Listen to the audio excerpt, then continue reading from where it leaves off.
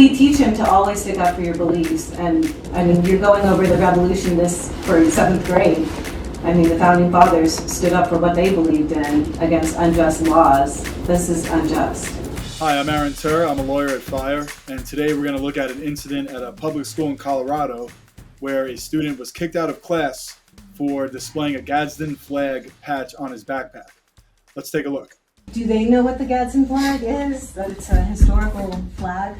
So the reason that they do not want the flag, the reason we do not want the flag displayed is due to its origins with slavery and slave trade.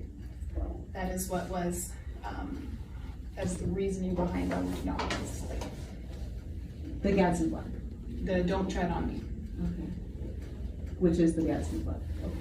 So here you see the administrator explaining to the student and his parent why they are banning him from wearing the flag patch on his backpack.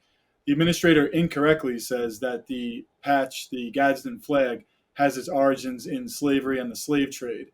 It was actually created during the Revolutionary War as a symbol of the colony's united resistance against the British monarchy.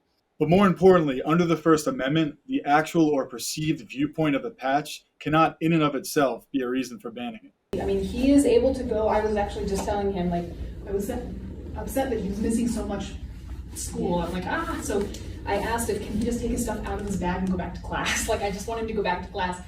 The bag can't go back if it's got the patch on it because we can't have that in and around other kids. So that's what I was trying to, and then he said you were close. So I was like, oh, okay. Yeah, it has nothing to do with slavery. That's like the Revolutionary War patch that was displayed when they were fighting the British. Like that wasn't, that's the revolution. Maybe you're thinking of like the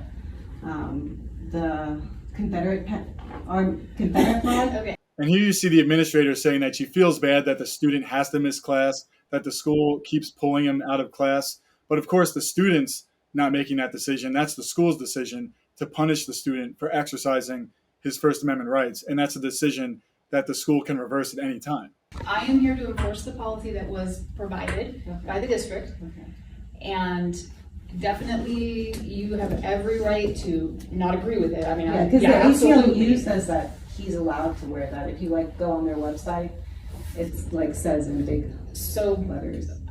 All I'm saying is that Unless there's like a ban on patches, period. Like if you said there's no patches allowed at the school, you cannot display what you think or anything like that, or what cheer or anything like that.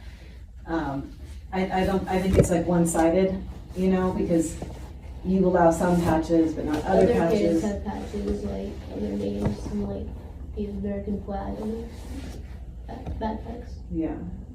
The student points out that other students have been allowed to display patches of their choice, including the American flag, which some people also think has racist connotations. And the mother astutely points out that the school can't pick and choose which patches students are allowed to display based on nothing more than the messages they convey.